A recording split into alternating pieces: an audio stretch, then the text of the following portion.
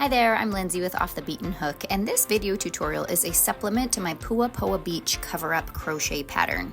The full written pattern with all the sizes is free on my blog, or you can purchase the ad-free printable PDF from my pattern shop or from Ravelry. This video does not cover the entire pattern row by row, so if you're arriving here before you've gotten a hold of the pattern, feel free to watch it first or go grab the pattern and come back here to complete your cover-up with me. You can find the links to the full written pattern in the description box below.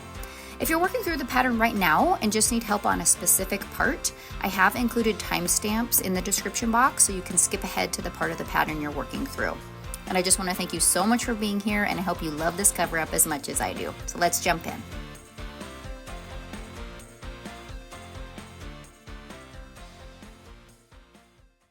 For this demonstration, I am using Knit and Crochet, the K&C Essential 100% Cotton yarn. For the life of me, I could not find the Pima cotton yarn from Lion Brand that I originally used, and I'm actually really excited about this one. It's a really suitable substitution if you can't find that other one. And I did want to take a quick second just to make a note that I would recommend 100% cotton for this because it is washable, it is breathable, it is hypoallergenic, and this is a swimsuit cover-up. It is likely that you're going to be wearing it when you are covered with sand and or a sunburn and you want something super soft against your skin. There's a lot of 100% cotton yarns out there, but they are not created equally. Some of them are super scratchy and stiff. So make sure that you think about that when you're choosing your yarn, because it's tempting to grab the like super cheap ones, which this is actually really affordable, but it's tempting to grab those because it's, you know, super budget friendly, and I completely get that, but you just have to remember that those yarns are good for some things, but this is going to be on your like naked body. It's going to be like on your skin on top of a swimsuit, and you want it to be really nice and gentle on your skin. All right, so that's my note about that. I'm using a 5.5mm hook, and do your gauge swatch just to make sure you get the gauge, and if you need to change your hook up or down to meet gauge, then that's no problem. The most important thing is that this fits you in the end. And it is, of course, a cover-up, so there is a lot of ease with it. So size up or down or whatever you need to do. But let's go ahead and jump into the tutorial.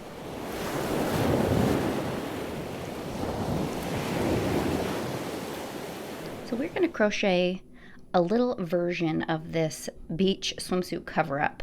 It's going to be like a little doll size, but it will in effect demonstrate all of the techniques and stitches that you will need to know for the swimsuit cover-up. So based on your size, you're obviously going to be making different numbers of stitches, but we're going to do a little mini version together here.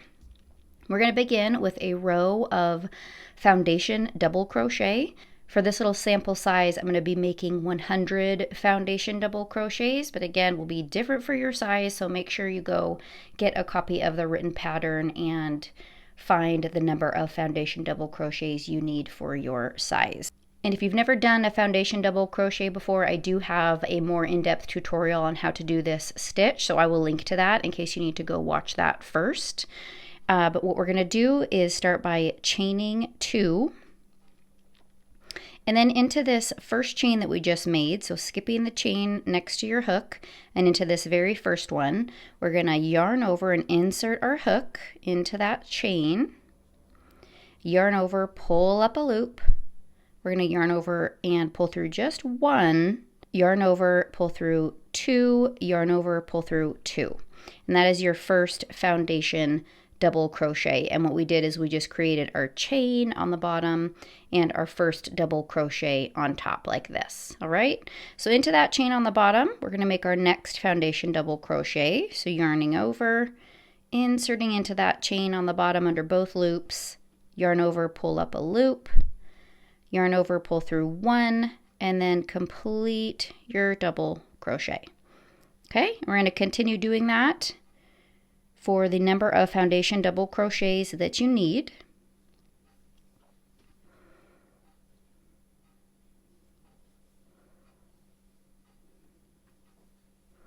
Okay, you can kind of see them coming together. This is our row. All right, so I'm going to get to it, and again, I'm going to do 100 for this demonstration. And once I am done with this first row, I will come back and show you how to get going on the rest of the pattern. All right, I have completed my row of foundation double crochet, and let's get started on row 2. What we're going to do is we're going to chain 3 and turn. And this chain 3 counts as your first double crochet and first chain of row 2. So we're going to skip over this very first stitch that our chain is coming out of.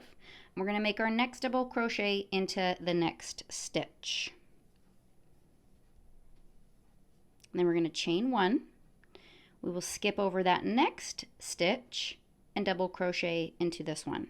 And we're going to continue this pattern all the way down the row. Double crochet, chain 1, skip 1, and place a double crochet here. We're going to do this all the way down the row. All right, so go ahead and complete that row. I will complete it on my side here, and I will meet you at the end of this row, and I'll show you how to begin row 3. All right, I am approaching the end of row 2 here. I am going to make a chain 1 and skip this stitch and make a double crochet in the last stitch of the row. And that completes row 2. All right, so to begin row 3, we're going to chain 3. And again, that counts as your first double crochet and chain 1 of the row. And then beginning straight away into this very first chain space, we're going to make a double crochet. And once again, here we go all the way back. We're going to chain 1, place a double crochet into this next chain space. Chain 1, a double crochet into this next chain space. And we're going to do this all the way down. You're going to make your last double crochet into the very last chain space of this row. And I will meet you there and show you what that is going to look like. Okay, I'm approaching the end of my row 3. I have 2 more chain spaces that I need to double crochet into. Here's 1. And I'm going to make my last double crochet straight into this chain space. This was the turning chain, the double crochet plus chain 1. Putting my last double crochet just straight into that chain space. Okay, to begin row 4, you're going to chain 3 and turn.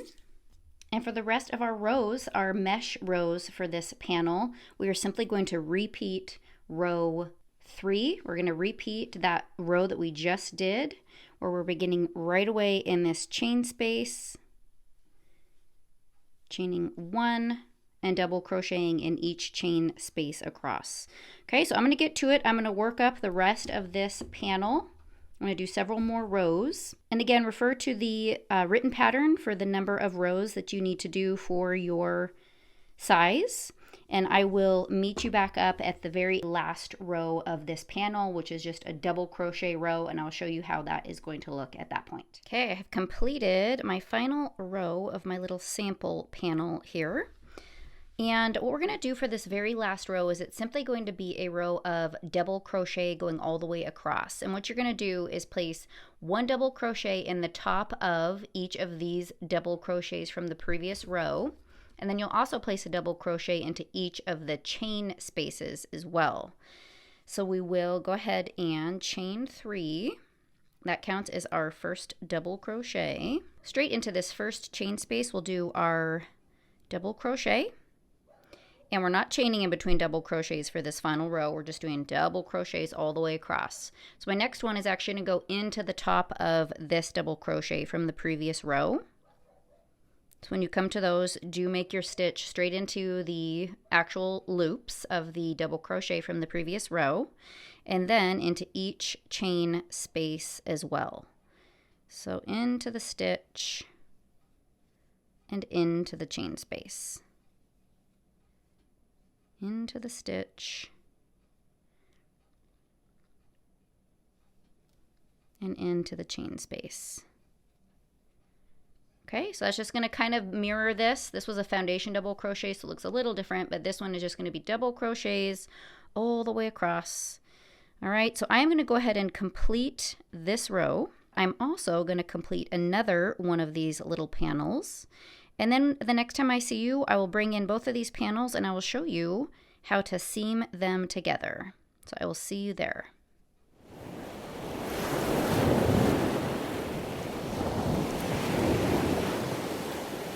Okay, so I've completed 2 panels. So at this point, both of your panels are done and we are going to seam them together to create the form of your swimsuit cover-up. So at this point, what you're going to do is you're going to choose which side of the panels you want to be the right side and which one you want to be the wrong side. And you want that right side facing to the back as you seam it up so that you're seaming it up on the inside and then, of course, having your right side facing out. Additionally, you want your final double crochet row that you just completed to be the one that you're seaming together, with your foundation double crochet rows being on the outside. Okay, so I am ready. I've got my right side facing out, facing away from me, and I'm going to hold these side by side. And I'm going to take my tapestry needle, and beginning at one end, we are simply going to whip stitch through the back loop only of each of these stitches going up. Okay, so you've got your stitches here. These are both loops. We're going to whip stitch through just this back loop. The same on this side. Okay, so we're just going to be whip stitching through this loop that's on the up side, this one that's closest to us. Okay, so beginning in your very first stitch here and your very first stitch here, go ahead and pull your yarn through. Zoom in a little bit on that. Okay, so through these back loops only, we are going to whip stitch all the way up to the center of the panel. So this is, the panels are lying vertically next to each other. We're going to leave a hole in the middle. So basically what's going to happen is we're going to whip stitch up towards the center from this side. And then we are going to turn it around and begin on the edges on the opposite side and whip stitch towards the middle from that side too, leaving a hole in the middle, which is where your head will go through. So you can kind of decide how wide, how big you want that center hole to be based on how deep you want the V to come down in the front and in the back. I do have a recommendation in the pattern, but certainly try it on as you go along and decide how big you want that opening to be. You can have it be more closed for a more conservative look, or you can have it be open for as far down as you want. So I'm just going to whip stitch my way up towards the middle here, leaving a gap in the center, and then I am going to fasten it off and I'm going to turn it around. I'm going to do this exact same thing coming from the other direction, from the other edges in towards the center. So I'll complete this and I will meet you back at that point.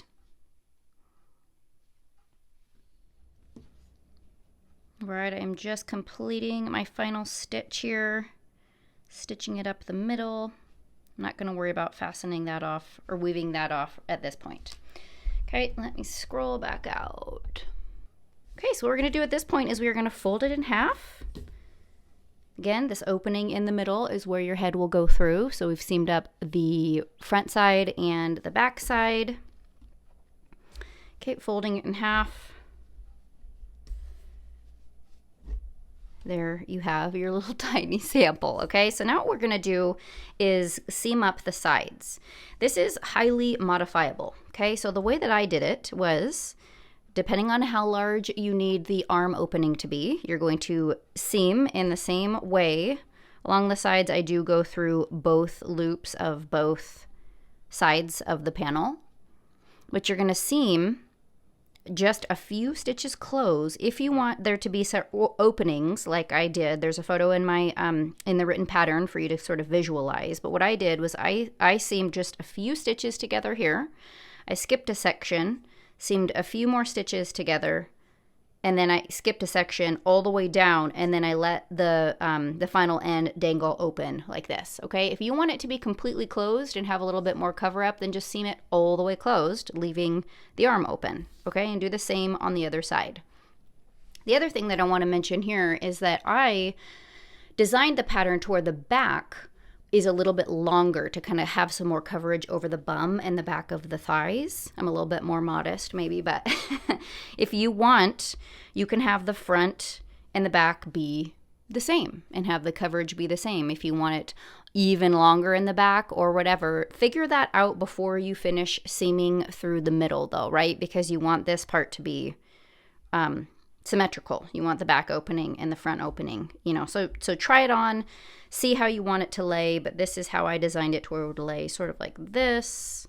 Obviously my opening is not in the right spot right here on my little demonstration, but okay, so I did it like that, and then I went ahead and started at the armpit and seamed down like that, leaving this very final portion open. Okay, so that's how I did it. So once you're done seaming the sides, I'll go ahead and do that right now. We will flip it right side out, and I will show you how to make the belt.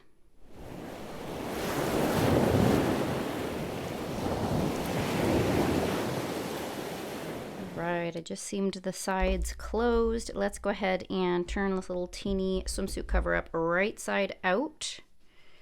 And there you have this really nice seam. I love the texture that seam makes by only whip stitching through the back loops only. You've got the opening for your head, you've got your arm openings, and then you've got your sides seamed up with however much exposure or closure you want to have. All right, so let's go ahead and finish this up by doing the belt together. All right, for the belt, you are going to be working with 2 strands of yarn at the same time. You can do this either by cutting one really long strand of yarn, or you can, more preferably, work from the either 2 separate balls or from the center pole and the outer, yarn tail of your yarn ball. I prefer doing it that way just because you can keep going and going and going for as long as you need to. Okay, so you've got your 2 strands of yarn, however you want to accomplish that. And you're going to use both of those, and you're going to slip knot onto your hook with both of those together. Okay, you're going to take one of those strands into your working yarn hand, just like you always hold your working yarn. And you're going to have one in front like this. I sort of dangle it in the front like this. All right, so take your hook. You're going to begin with this tail that you're holding, and you're going to wrap it from front to back over your hook. Okay, then holding it kind of tight with this finger, you're going to yarn over from back to front with this other yarn strand, and holding all of these little ends together here, you are going to pull through all of those loops on your hook. Okay, that's how you're going to begin, and that is how you're going to continue. So this whole time, using this yarn in front, wrapping it over front to back, and then this yarn back to front, holding those all the way through. Okay? You're going to get into a rhythm here. I know it looks kind of funky at first, but I promise you will get into a rhythm. And it begins to build super quick. See? You've got this little drawstring cord coming together, okay? So from front to back with one yarn, holding that to the back there, holding this almost like you would hold your chain as you're working a chain, yarning over from back to front, pulling it through both of those loops on your hook. Front to back, back to front, pull it through. Front to back, back to front, pull it through. And you are going to continue in this way for as long as you need to make this little drawstring. Again, once you get into the flow like this, it's going to go super quick. And just keep going until it wraps around your waist.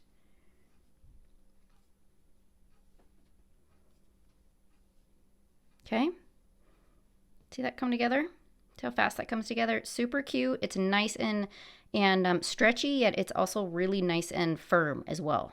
Really strong little little drawstring.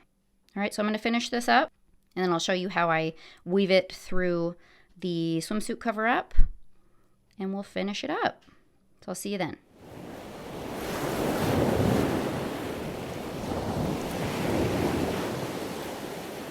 Okay, so when you get to the end of your belt, go ahead and take both strands, and you're going to just yarn over and pull it through that final loop and tighten that down. It'd be super cute too if you want to add like some beads, or maybe even just like a little tassel or something if you want to add a little, you know, something. That would be fun. Okay, so here is my belt. So let's go ahead and put it on to our little swimsuit cover up. Okay, so try it on, decide where you want your belt to be around your waist, if you want it higher, lower, whatnot. You want, of course, the straps, the ends to come out of the front center. So this is where we are going to begin by putting it in. And what I do is I just, you know, kind of find your line and put it up underneath, wrap around your double crochet, one of these double crochets here, and pull it through. And skip over a couple rows and do it again. Right around, just like this. Okay, so you're going to do this all the way around. Every few rows, every other row, just decide how you want it to look. Okay, and I'm going to go all the way around the back and do the same thing.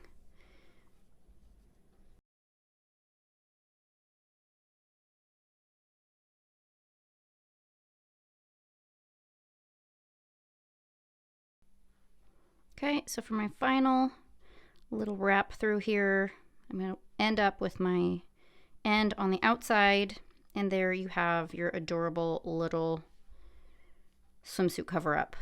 All right. All right, so if this video was helpful for you, I would love it if you'd give this video a thumbs up, subscribe to my channel, and if you have any questions at all about this cover up or any other projects that you are doing of mine, feel free to leave a comment down below and I will be happy to help.